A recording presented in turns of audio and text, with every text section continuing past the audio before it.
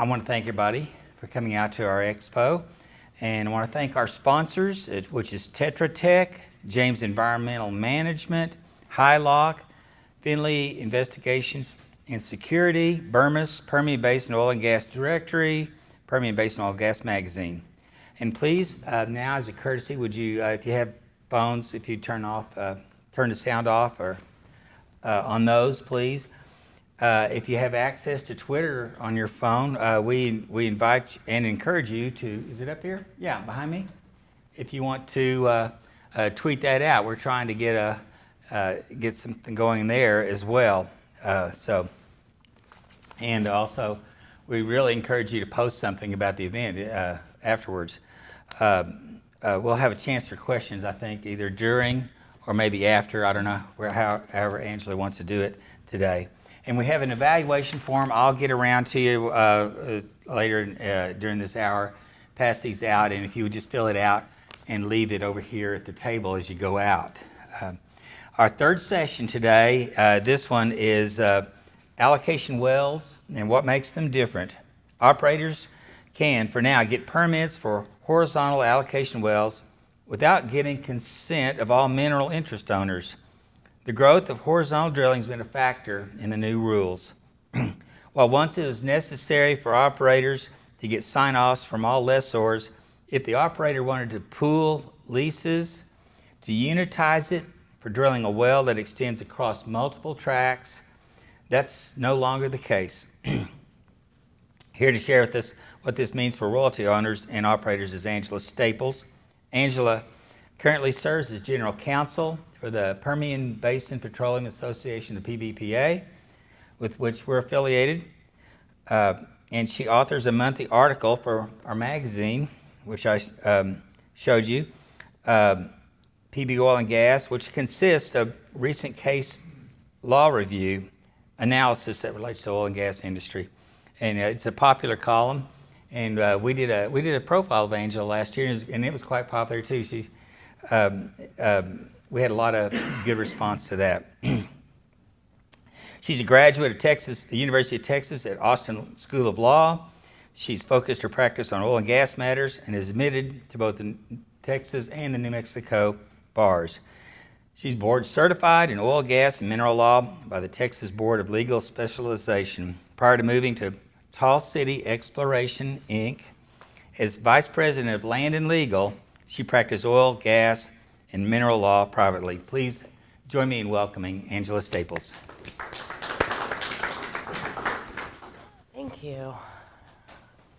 That is a very fascinating topic of allocation wells and the developments that have been happening over the last couple of years. And so most operators and people in the industry are aware that this is a relatively new phenomena in the Railroad Commission, and that is the permitting of what are known as allocation wells.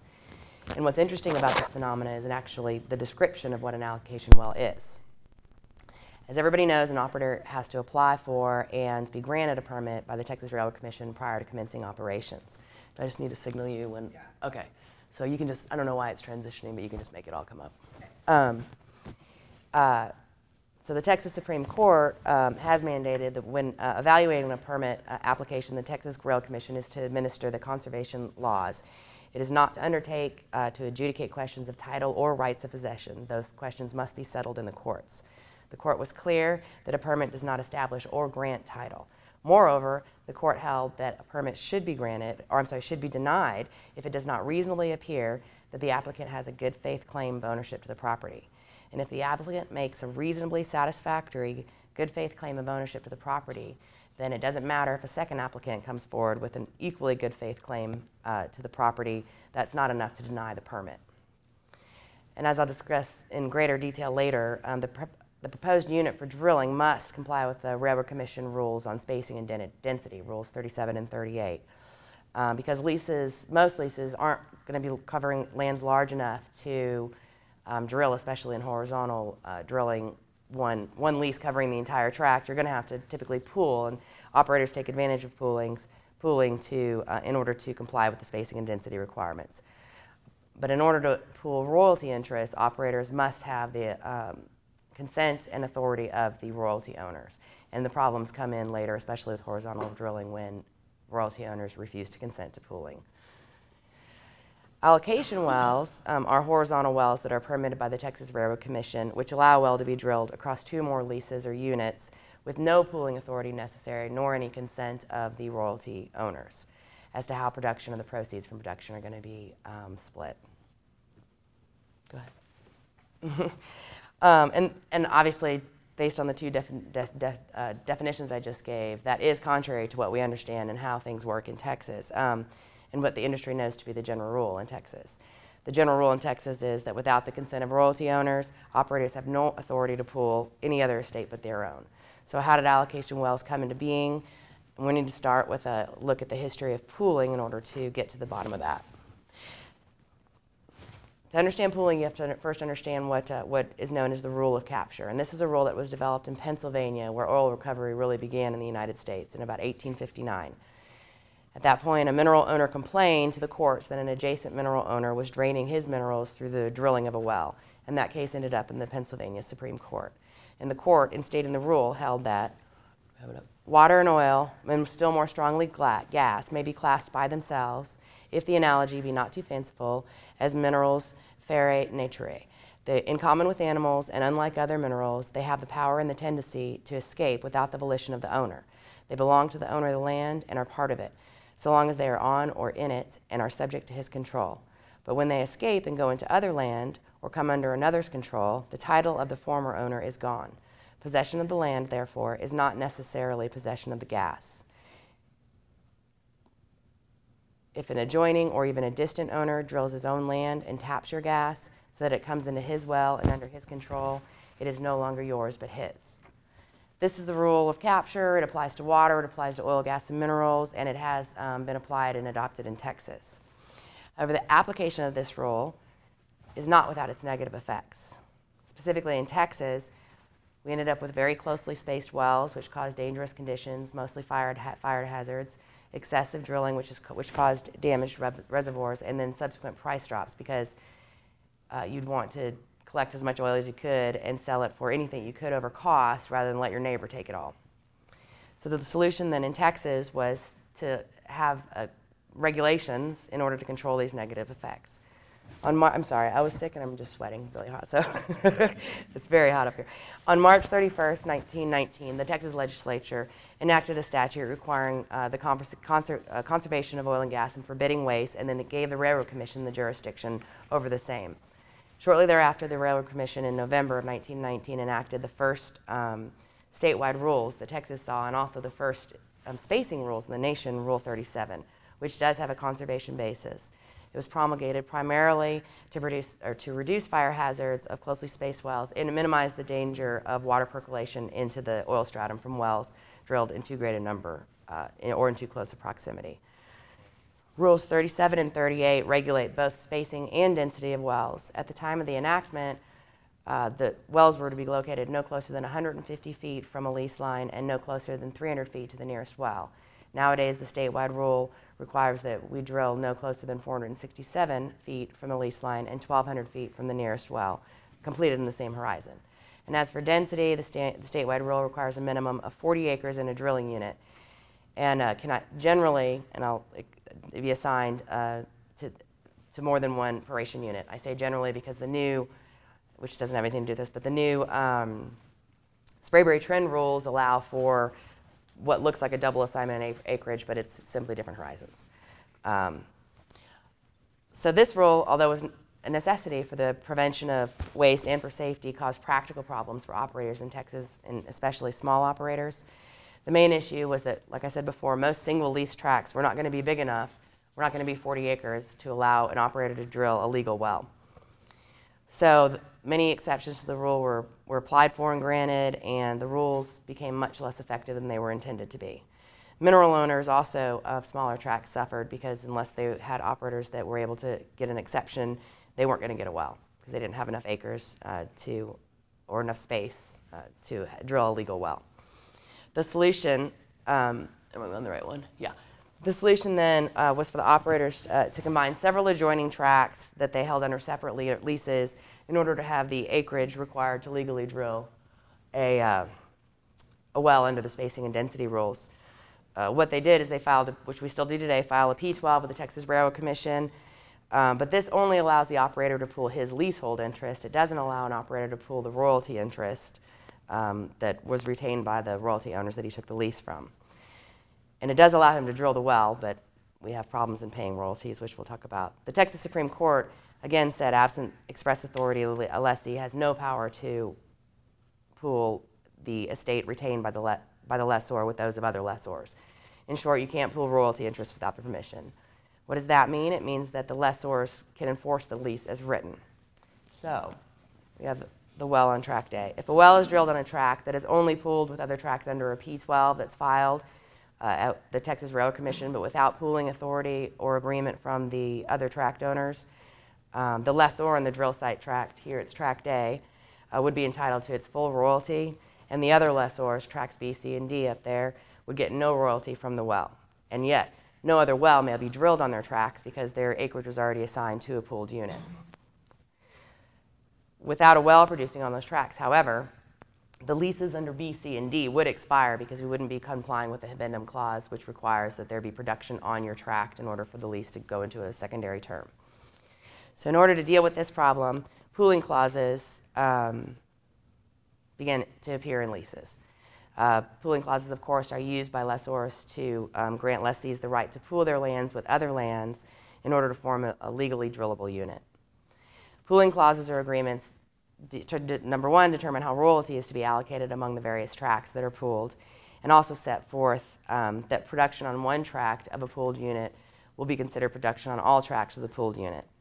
So even though there's not a well on one of the other tracts, on tracts B, C, or D, those leases will be held as though they were being produced from.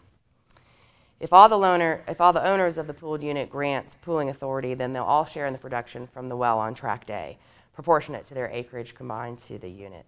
So here, in this example, each owner would receive their royalty on 1/4 of the total production. So obviously the drill site tract owner, which is Tract A here, is necessarily proportionally reduced because rather than receiving his full royalty, which would be 100%, his full royalty of 100% of the well, which he'd be entitled to because the well is on his tract, he's now receiving 1/4 of that production. But even though that sounds like a bad deal for him, if he didn't grant pooling authority, it would be unlikely that he would get a well. Why? Because if tracts B, C, and D granted pooling authority, which an operator will get so that it will comply with and a well on Tract A will be held, but Tract A doesn't grant pooling authority, then an operator has to pay B, C, and D their proportionate share of production from the well on Tract A, but it still has to pay the owner of Tract A his full share of the full production. Did you follow? You can ask questions on that one. So B, C, and D each get, let's say their royalty is 25%, each get 1/4 of 1/4 of the well. Tract A, if he's a 25% royalty, gets 1/4 of 100% of the well. So that's a really bad deal for the operators. It's completely uneconomical, and he would not be getting a well. So fast forward to the 90s, where the drilling of horizontal wells began to increase. And let it go. The definition of a horizontal well under Texas law and by the courts is any well that's developed with one or more horizontal drain holes having a horizontal displacement of at least 100 feet. And like vertical wells, horizontal wells are initially drilled vertically down to a formation suspected of holding hydrocarbons, and then at a predetermined point, the drill stem proceeds horizontally into the formation. And of course, horizontal wellbores can extend across several lease tracts, each having different owners and containing multiple production points along the drain hole. Unfortunately, leases, again, are unlikely to be situated just right for a new horizontal well so that they're all going to be in one lease. In fact, a horizontal well is likely to cross more than one lease or even some existing pooled units. So the question becomes, do the royalty allocation rules that apply to vertical wells that we just discussed apply to horizontal wells in the absence of proper pooling? Or in other words, would an operator have to pay an unpooled mineral owner his share of the proceeds from production from the entire wellbore rather than just his share of the proceeds from the production that came from the minerals under his own tract? The practical results of pooling or not pooling came from the non-apportionment rule in Texas. And that rule provides the production is allocated according to the ownership of the minerals at the location from which the production is obtained. Unfortunately, it's really easy to determine that in vertical wells because it's right where the wellbore is. But in horizontal wells, it's very hard to tell because where the surface location does not matter at all as to where the production is obtained from. So, and another problem is that any number of owners along the wellbore may and have refused to consent to the pooling of their interests for the horizontal well and have demanded their full share of production from the well. If the traditional rules, the vertical rules applied, then without pooling agreements, an operator could be made to pay the owners of each tract that the wellbore traverses royalty on 100% of the production from the entire well. So thankfully, the courts have sort of found it would be improper to apply the rules for vertical wells in dealing with royalty allocation and pooling for horizontal wells. The courts agree that horizontal drilling must change the definition or perception of what a drill site tract is. And a case that we'll be talking about a little bit later is Browning v. Luecke has said, each tract traversed by the horizontal wellbore is a drill site tract, and each production point on the wellbore is a drill site. Today, any tract penetrated by a horizontal wellbore is considered a separate drill site tract. And a horizontal wellbore that penetrates multiple tracts creates the possibility of having multiple drill site tracts within a horizontally pooled unit. So in other words, a horizontal well is viewed as a series of vertical wells drilled in a linear fashion along the horizontal wellbore. And each take point is the same as the production point at the bottom hole of a vertical well. So the Texas Appellate Court that I just referenced was Browning Oil Company v. Luecke. And they held that it was more appropriate in a horizontal well without proper pooling to calculate the royalty share of production attributable to the interest holder's tract with reasonable probability. So the facts of the case are this. In 1979, the Lueckes executed 3 oil and gas leases covering about 420 acres. Browning acquired the leases eventually, and although the leases allowed pooling, they limited units to 80 acres and also contained some anti-dilution language that required the units that the units have at least 60% of the Lueckes acreage in those. In '94, Browning went to the Lueckes and asked them to amend the pooling language to allow them to pool their units with some other, or pool their lands with some other lands so that they could begin horizontal development. The pooling amendments had been the pooling language had been amended several times over the course of the years, but they refused to amend it this time. So without the pooling authority, Browning went ahead and drilled 2 wells. And you can switch the slide. The Lueckes sued. They claimed violation of the pooling authority in the leases and also of the anti-dilution. At the trial, the Lueckes did claim that they were owed 100% of their royalty on 100% of the production from the entire wellbore, though only about 25% of the wellbore went through their tracts. And the rest of it was located on acreage that they didn't own. But they won. The jury held for the Lueckes. And scarily, the damages were measured using the vertical well rules. So it did give Lueckes, even though only 25% of the well went through their tract, it gave them their full royalty share on 100% of the wellbore. So on appeal, the court agreed that pooling had been violated, but disagreed and reversed the damages. The court noted that the jury charge and the royalty calculations failed to take into account that substantial portions of the wellbore were not through the Lueckes' land, and that Lueckes would be paid for production from tracts which they didn't own, which is completely against Texas public policy. The court declined to apply the legal principles that apply to vertical wells that were, and these were their words, that were so blatantly inappropriate to horizontal wells and would discourage the use of new and promising technology. The better remedy they held was to allow the offended lessors to recover royalties as was specified in the lease, and it would then compel a determination of what production could be attributable just to their tract with reasonable probability. The court went on to say horizontal wells, of course, can extend across several tracts of land in a linear configuration to accommodate the length of a horizontal drain hole. Consequently, the court went on, all the tracts are not contiguous. Several tracts of land may separate the penetration point of the drain hole from the terminus point, and each of the tracts traversed by the horizontal drain hole, like we said earlier, is considered a drill site tract, which likely includes underlying fractures that are being drained by the wellbore.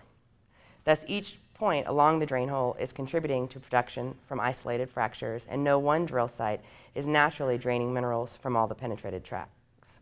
So even though the rule of capture and other principles of oil and gas law would afford the Lueckes royalty on all the production if a vertical well were drilled on their land without pooling, these principles have no application in the case of horizontal wells that contain multiple drill site tracts owned by multiple landowners. And it said, absent the ability to naturally drain neighboring tracts, the Lueckes are not entitled to production from other lessors' tracts unless there has been a cross-conveyance of property interests.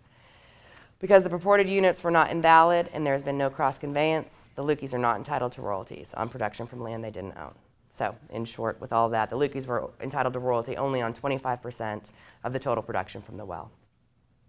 Well, the court didn't set forth a method or a preferred method of allocation. Operators typically allocate on an acreage basis, an overall horizontal drain hole length, or on the number of perforations that are under each tract. Interestingly enough, the Luecke court also expressed concern that punitive damages, which is what they saw that damage award for lessee's failure to comply with the pooling provisions, could result in the curtailment of horizontal drilling. So I think that little comment in there made it seem like they were looking for a way to prevent that vertical rule from applying, because that could be a horrible thing and horizontal wells would not be drilled. The logic of the Luecke case then begged the question, is pooling authority unnecessary for horizontal wells? And at the Railroad Commission and the way operators behave certainly seem to shift things that way. Because at that point, we have the advent of production sharing agreements. So as a way to maximize production, since about 1998, the Railroad Commission has begun issuing permits under what are called production sharing agreements. The commission just requires that rather than filing a P12 and pooling the unit, you present an agreement, or at least represent that you have an agreement with all the mineral owners and anybody affected by your horizontal well, and then it combines the units or unpooled tracts, and it shows how we're going to allocate the royalties and the payments from a horizontal well based upon the length of the lateral under the track. But a few years after the Luecke case, Devon Energy asked the Railroad Commission to issue permits if not all of the landowners or royalty owners signed, but if only a majority of them signed these production sharing agreements. And the Railroad Commission allowed it. And since 2007, they've issued permits based on operators' representations that they have at least 65% of the interest owners of each tract signed up. So the theory behind, we're good. We're fine. Let's head up. But, the theory behind the permitting of the production sharing agreements is the operator owns 100%, because that is one of the requirements. They own 100% of all of the tracts that they are trying to traverse. And so if he's got the mineral owner's consent, at least a majority, he can waive his own Rule 37 requirements for notice of becoming too close to lease lines because he owns both leases. So they permit the wells because the lessors on the tract are adequately protected from drainage. And if they're unsigned owners on the tract, the operator just has to show that production is attributed with reasonable probability to each unit that's traversed by the well, and that the production is paid to the lessors in compliance with their lease provisions. And then this is where we are. So then in 2010, the Railroad Commission changed the game again because Devon submitted, and it was Devon again, an application for a permit to drill a horizontal well when they didn't have any pooling authority or a production sharing agreement, and they titled it an Allocation Well. And originally it was denied, and then they appealed it, and Colin K. Lineberry, a representative of the Railroad Commission, issued a letter to Devon Energy which approved Devon Energy's application for their Allocation Well. And in his letter, Lineberry stated that it appears that 100% interest in each of the leases is a sufficient colorable claim to the right to drill a horizontal well as proposed to authorize the removal of the regulatory bar and the issuance of a drilling permit by the Commission, assuming the proposed well is in compliance with all other relevant requirements, i.e. 37, 38, 86 now. In other words, the Commission agreed that Devon's representation that the leases covered 100% of the minerals met the minimum good faith standard that the Texas Supreme Court required of the Railroad Commission to title that showed merit to process the application. The Commission also noted that the permit did not endorse the proposed allocation, leaving that issue to the courts. And since that time, the Railroad Commission has issued many allocation well permits, and again has not required any the operators to come forth with the previous minimum 65% of mineral owners that were required on the production sharing agreements. But what I find on some of these, and I haven't seen all of them, but on some of the allocation well permits, the commission prints this disclaimer. Yeah, it's kind of long, but I'll paraphrase a bit. They offer no opinion whether 100% ownership in each lease, alone or in combination, confers the right to drill. However, until that issue is directly addressed and ruled upon by a Texas court, it appears that 100% interest in the leases in a production sharing agreement constituted sufficient colorable claim to the right to drill a horizontal well as proposed. Issuance of the permit is not an endorsement or approval of applicant's stated method of allocating production. All production must be reported to the commission. Payment of royalties is a contractual matter between the lessor and lessee. Interpreting the lease and determining whether the proposed proceed allocation comports with the relevant leases is not a matter within commission jurisdiction, but a matter for the parties, and if necessary, a Texas court of competent jurisdiction. The foregoing statements are not and should not be construed as a final opinion or decision of the Railroad Commission. So they were really covering, it was a long thing to put on each permit, but they were really covering themselves on that one. And as would be expected in the issuance of all these allocation well permits, mineral owners, of course, were up in arms. They argue that it amounted to forced pooling, which is not permitted in Texas without notice in a hearing under the Mineral Interest Pooling Act. Operators applying for the allocation wells, of course, argue that it's well-established Texas public policy to prevent waste and to maximize the use of new technology. In addition, operators argue, rightly so, that this is not pooling at all. And as we discussed before, pooling sets forth a method of allocation of royalties and allows a well anywhere on the pooled unit to be considered production on all tracts in the unit, even though there's not a well on any other particular tract. Allocation wells don't need an agreement from the mineral owners on the allocation of the royalty because the owners are simply paid based on production from each tract. And at an allocation well, there is production on every tract, and there must be, and each lease is held under its own terms, which require production. So we have no, we don't have the second requirement of pooling, sorry, that it says that there's an agreement that even though you don't have a well drilled on you, you are agreeing that your lease is held. We don't need that because there is a well drilled on you. It's drilled right through your land. Horizontal wells also don't involve any kind of proportionate reduction in royalties. All owners of the tracts that the wellbore traverses still receive their full share of the proceeds from the production from the minerals that are produced under their own tract. And to argue that any tract owner would be entitled to their full share of proceeds from production obtained under the entire well would necessarily mean that they would get proceeds from production from tracts that they don't own. So that, as the Browning court held, is absolutely against Texas public policy and is inappropriate. In 2012, allocation well permits were challenged when EOG Resources, Inc. applied for a permit to drill an allocation well that crossed leases in which it didn't have a contractual right to pool. The mineral owners, who their name were the Klotzmans, previously refused to permit pooling for horizontal development, and EOG went ahead and filed the permit, and the Klotzmans, although that EOG did not have to give them notice of this filing because they could also waive their own Rule 37 notice requirements, the Klotzmans somehow found out that a permit was filed. I'm sure they were just paying attention, and protested the issuance of a permit, claiming the leases didn't include pooling authority and that they didn't execute a PSA. And so the Klotzmans claimed that if the Railroad Commission issued a permit, it would be forced pooling. The hearing was held in November of 2012, and ultimately the Railroad Commission issued the permit. So the Klotzmans sued, but unfortunately for us, the Klotzmans and EOG settled this before we got any kind of judicial determination. In another suit that I was watching and hopeful for was called Spartan Texas 6 Capital Partners Limited via EOG again, also dealing with allocation wells. So this was filed out in Houston. And as in the previous dispute, EOG leases didn't authorize pooling, and EOG filed pooled unit designations covering several tracts, and EOG submitted this as an allocation well, or I'm sorry, I don't believe they submitted as an allocation well, but what they did is they computed royalties based upon a reasonable allocation of the total production of land attributable to the leases. So this looked like an allocation well.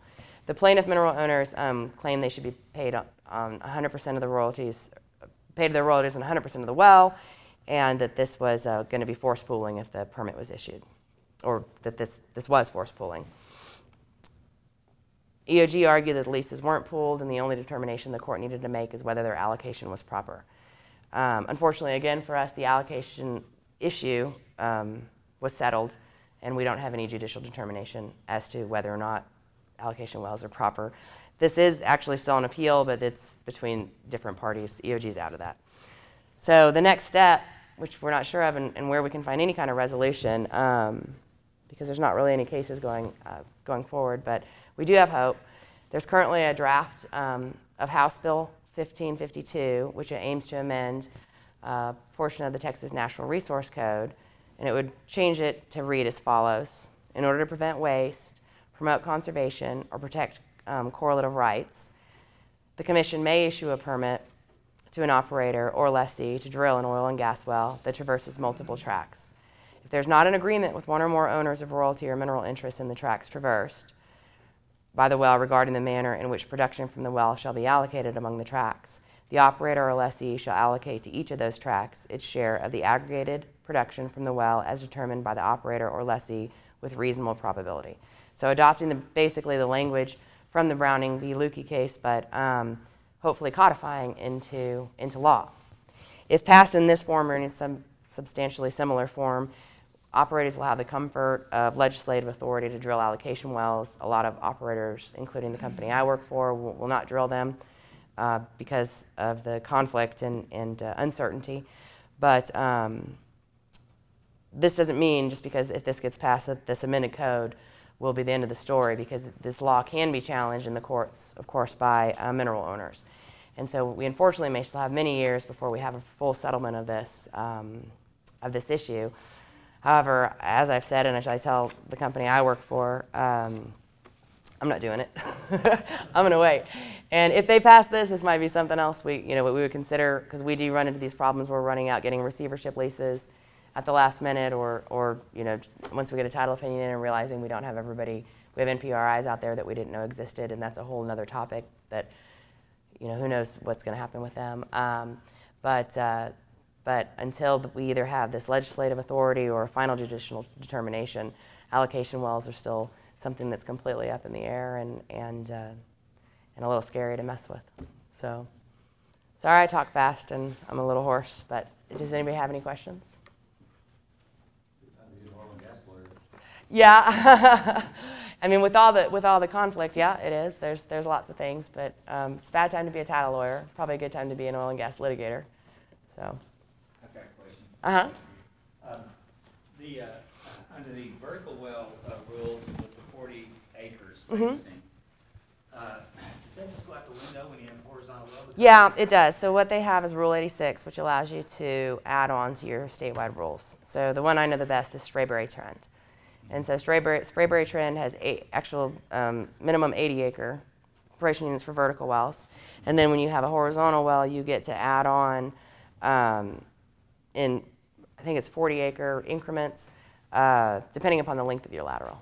And so most of when we drill in the Sprayberry Trend and we drill 1.5 mile wells, our operation units are 400 acres. If you got a horizontal well and you go under multiple tracts, Mm-hmm.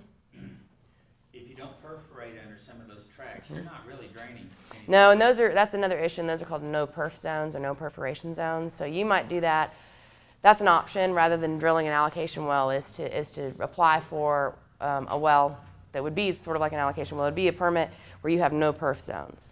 So if you're coming too close to a lease line, then you can, if you're within that 467 of a lease line and you have some people that are not signed on, or you don't want to go through the trouble of doing either a PSA or an allocation well, you can have this section, and you'll show it on the Railroad Commission, that on your plat, there is a no perf zone. So you will not perforate in there, and then you'll still be in compliance with all of the rules. Does the owner of those minerals, if you don't perf, do they get any percentage? They wouldn't be part of the pooled unit, usually, So yeah. you just drill right through them and they don't get anything? You can't really draw. I mean, that's something else. You can't really drill through them. It's still sort of, you can and you can't.